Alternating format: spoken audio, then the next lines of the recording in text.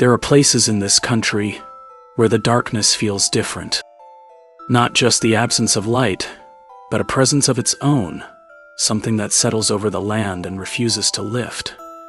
Shades of Death Road is one of those places. People who travel it at night often describe the same strange moment, a point where the air changes and the world around them feels suddenly older, heavier, and aware. It is not the kind of road you stumble onto by accident. It is narrow, isolated, and surrounded by woods that seem to lean in as you drive. There are no streetlights, no houses, no signs of life, just a long stretch of cracked pavement that has collected more stories than it has miles. For generations, people have come forward with experiences they cannot explain. Some describe figures standing in the fog. Others talk about voices in the trees or footsteps approaching their car when no one is there. A few say they saw something that followed them long after they left the road, something they could feel but never fully see. What makes this place different is not one event or one legend. It is the sheer number of accounts, spread across decades, told by people who have nothing in common except the same stretch of asphalt and the same sense of dread. The stories do not contradict each other.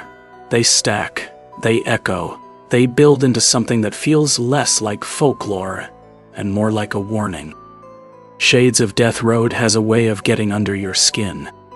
And once you hear what has happened there, it becomes very easy to understand why so many people refuse to drive it after dark.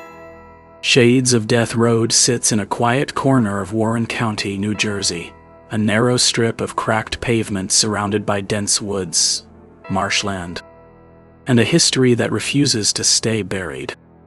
People who drive it at night often say the same thing. The road feels wrong. Not haunted in a theatrical sense, but heavy. As if the land itself remembers what happened there. The earliest stories come from the 19th century, when the area was plagued by violent highwaymen. Travelers passing through the isolated stretch were robbed, beaten, and sometimes killed. Local residents eventually fought back, capturing several of the bandits and hanging them from low branches along the road. Their bodies were left on display as a warning to others. Travelers wrote about seeing the silhouettes of those bodies swaying in the wind. Whether the name Shades of Death came from these executions or from the malaria outbreaks that ravaged the Great Meadows, the effect was the same. The road became a place people avoided. The Great Meadows were once a swampy expanse filled with stagnant water and clouds of mosquitoes. In the 1800s, malaria swept through the region, killing entire families. Newspapers described the area as a place of sickness and sorrow. Some historians believe the name Shades of Death referred to the spirits of those who died during the outbreaks. Others argue the name came later, tied to the violence that plagued the area. The truth is that both explanations fit the road's reputation. But the stories did not stop with history. They continued, and still continue, with the people who drive the road today. One of the most frequently reported experiences involves the strange fog that rises from the Great Meadows. Drivers say the fog appears suddenly, forming thick walls that swallow headlights and distort shapes. Some describe it as a living thing, curling around the car and drifting across the road in slow, deliberate movements. A man who lived nearby said he once saw the fog rise in tall, column-like shapes that resembled people walking along the shoreline of the old lake bed. He watched them for several minutes before they dissolved back into the mist. Ghost Lake, a man-made lake built in the early 20th century, adds another layer to the road's reputation. Visitors describe a strange twilight that hangs over the water even on bright days. At night, the lake becomes a place of shifting shadows and rising mist. People report seeing figures standing on the far bank, silhouettes that appear and disappear without sound. A fisherman once said he watched two figures rise from the fog and stand motionless for several minutes before fading away. He never returned to the lake. Drivers have their own stories. One woman said she saw a girl in a light-colored dress standing on the shoulder of the road. The girl looked young, maybe 17 or 18, and her dress looked old-fashioned, like something from a school dance decades ago. The driver slowed down, thinking the girl needed help, but as she approached, the figure vanished. Locals tie this sighting to a real car accident from the mid-20th century, when a teenage girl died on her way home from a school event. Her name is rarely mentioned, but the sightings continue. Electrical problems are another recurring theme. Drivers report their headlights dimming, radios cutting out, and engines stalling for no reason. One man said his car shut off completely near the old lake bed. As he sat there in the dark, he saw what he described as shadows crossing the road, even though there were no cars, no people, and no light source behind him. His engine restarted on its own a few minutes later. A couple driving home late at night reported something similar. Their car stalled near a bend in the road, and as they waited for it to restart, they heard footsteps approaching from the woods. The steps were slow and steady, crunching through the leaves. When the couple called out, the footsteps stopped. A moment later, they continued, moving past the car and disappearing into the trees. The couple drove away as soon as the engine turned over. Hikers who explore the woods around the road have their own unsettling experiences. Several people have reported hearing voices in the trees, not whispers, but full conversations spoken in low, indistinct tones. When they call out, the voices stop instantly. One man said he heard what sounded like two people arguing in the woods late at night. He approached with a flashlight, expecting to find campers or teenagers, but the voices faded into silence. When he reached the spot where the sound had come from, the ground was undisturbed. No footprints, no broken branches, nothing. Another hiker said he saw a figure standing near the edge of the lake at dusk. The figure was tall and thin, with its back turned. When the hiker called out, the figure stepped forward and disappeared into the fog. The hikers searched the area but found no footprints and no sign of anyone nearby. The area near the old lake bed is especially active. People who walk the area at dusk say they hear splashing in the shallow water even when the surface is perfectly still. Some hear coughing, deep and wet, echoing across the marsh, even though no one is there. A local man who grew up in the area said he once saw a group of figures standing in the reeds at sunset. They were not moving. They were not talking. They were simply standing there, half hidden by the tall grass. He called out, thinking they were fishermen or hikers, but none of them responded. When he got closer, the figures dissolved into the fog, leaving the reeds untouched. The stories do not end. They do not fade. They do not contradict each other. They build, layer by layer, into something that feels less like folklore and more like a pattern. A pattern that suggests the road is not haunted by one thing. It is haunted by everything that has ever happened there. The violence, the sickness, the disappearances, the tragedies, the people who never left. And as you listen to the accounts, the real accounts, you start to understand why so many locals refuse to drive Shades of Death Road after dark. Because the stories are not about what people imagine. They are about what people have seen. As the stories continue, the road's reputation only grows darker. And the deeper you go into the history, the more you realize something unsettling. The accounts don't come from one era, one generation, or one type of person. They come from everyone, including hikers, fishermen, teenagers, police officers, lifelong residents, and people who swore they would never believe in anything paranormal until the night they drove this road. One of the most chilling clusters of reports comes from the area near the old Lenape Lane, a dirt path that intersects with Shades of Death Road. People have been reporting strange lights there for decades. Drivers describe a glowing white orb that appears behind their car, hovering above the ground and following them at a steady pace. Some say it moves like a lantern carried by an invisible hand. Others say it drifts with an intelligence, adjusting its speed to match the vehicle. A group of friends once said the orb followed them all the way to the main road before vanishing instantly, as if it had reached an invisible boundary. They refuse to drive the lane again. Another set of accounts comes from hikers who explore the woods around the road. Several people have reported hearing voices in the trees. Not whispers, but full conversations spoken in low, indistinct tones. When they call out, the voices stop instantly. One man said he heard what sounded like two people arguing in the woods late at night. He approached with a flashlight, expecting to find campers or teenagers, but the voices faded into silence. When he reached the spot where the sound had come from, the ground was undisturbed. No footprints, no broken branches, nothing. The area near the old lake bed, where malaria once ravaged the Great Meadows, has its own unsettling stories. People who walk the area at dusk say they hear splashing in the shallow water, even when the surface is perfectly still. Some hear coughing, deep and wet, echoing across the marsh even though no one is there.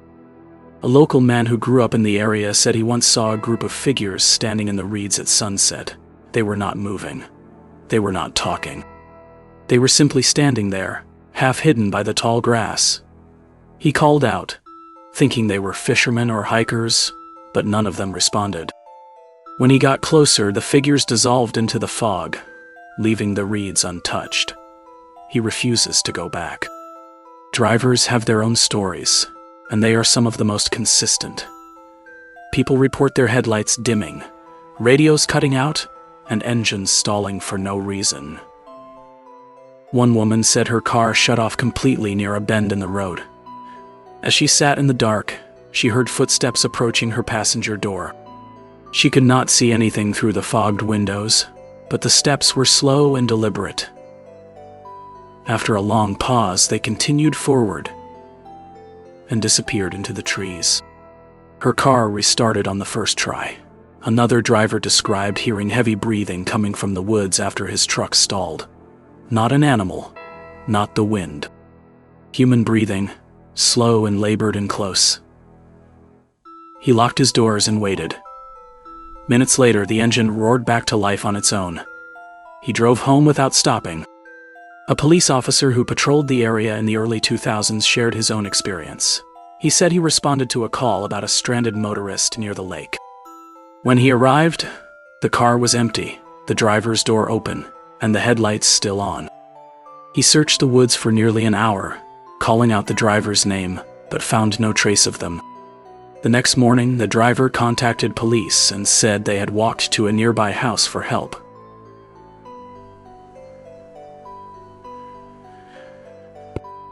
But the officer never forgot the feeling he had that night, the sense that someone was watching him from the trees.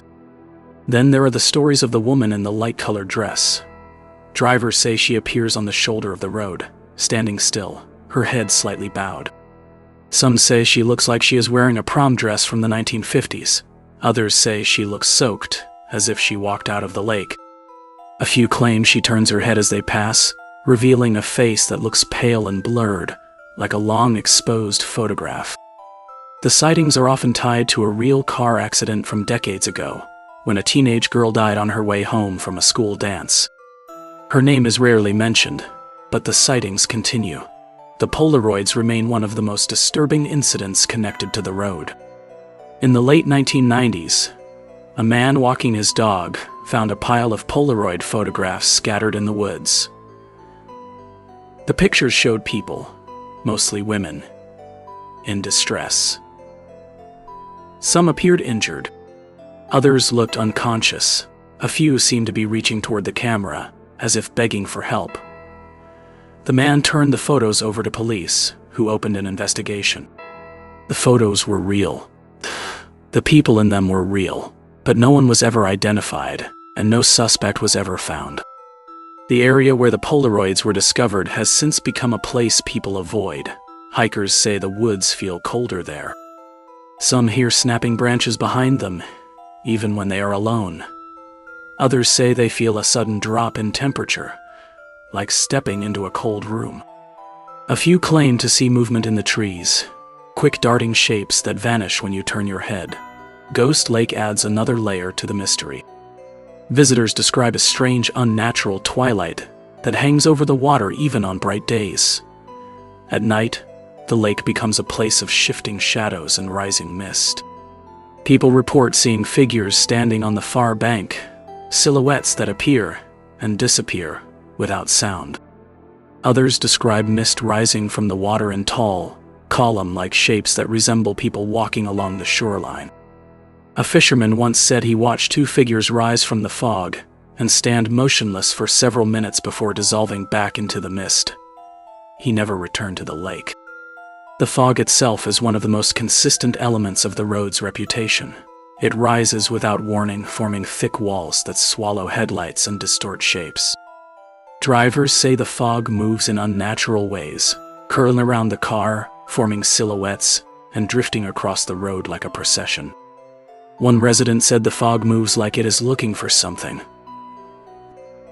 Another described seeing a figure inside the fog, a tall, human-shaped shadow that kept pace with his car for several seconds before fading away.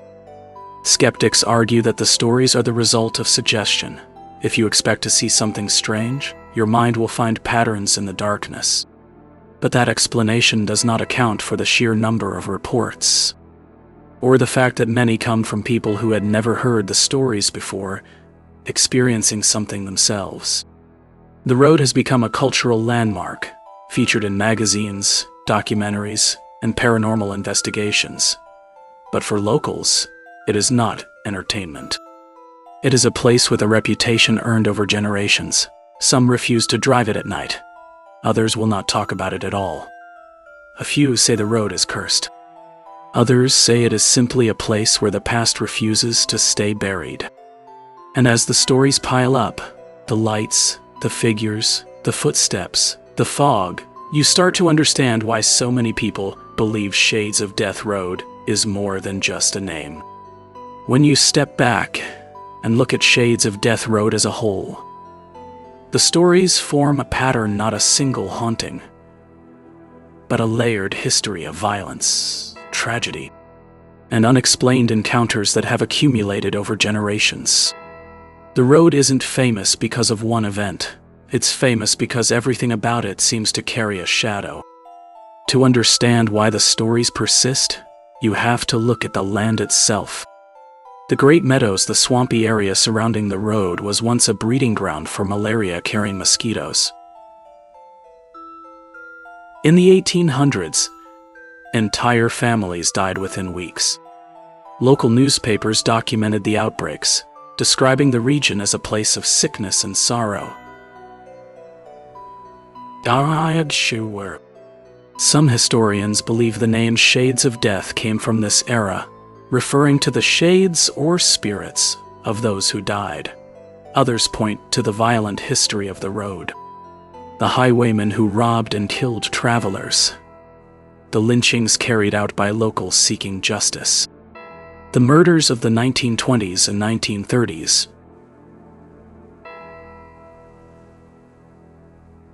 All recorded in police logs and newspaper archives. The road was a dangerous place long before the ghost stories began. Then there's Ghost Lake, built in the early 1900s by two local men who wanted a private fishing spot. They couldn't have known the lake would become one of the most paranormally active locations in the state. Visitors consistently report the same things. A strange, unnatural twilight that hangs over the water. Mist that forms human shapes, figures appearing on the far bank, and a persistent sense of being watched. Even skeptics admit the atmosphere around the lake feels different. The combination of cold air pockets, rising fog, and dense forest creates an environment where the mind fills in the blanks, but the consistency of the reports suggests something more. Theories vary. Some believe the road is haunted by the victims of its violent past. Others think the land itself holds an imprint of the tragedies, a kind of residual energy that replays moments of fear and suffering. A few point to the geology of the area, noting that certain types of rock can create electromagnetic fields that interfere with electronics and even influence human perception. But the most common explanation is simpler. People see what they see. The woman in the prom dress, the figures in the fog, the orbs on Lenape Lake, the footsteps beside stalled cars, the Polaroids in the woods. These aren't stories told by one person. They're told by dozens, sometimes hundreds of people over decades. And the road itself hasn't changed much. It's still narrow, still isolated, still surrounded by thick woods that swallow sound, still covered by fog that rises without warning. Even today, locals warn visitors not to drive it alone at night. Not because they believe in ghosts, though many do, but because the road has a way of unsettling people. It makes you question what you're seeing. It makes you doubt your senses. It makes you feel watched, even when you're the only one there. Some say the fear comes from the stories. Others say the stories come from the fear. But whether you believe in the paranormal or not, one thing is undeniable. Shades of Death Road has earned its name. It's a place where history lingers, where tragedy leaves marks that don't fade, where the past feels close enough to touch, and where countless people, ordinary people, have seen things they can't explain.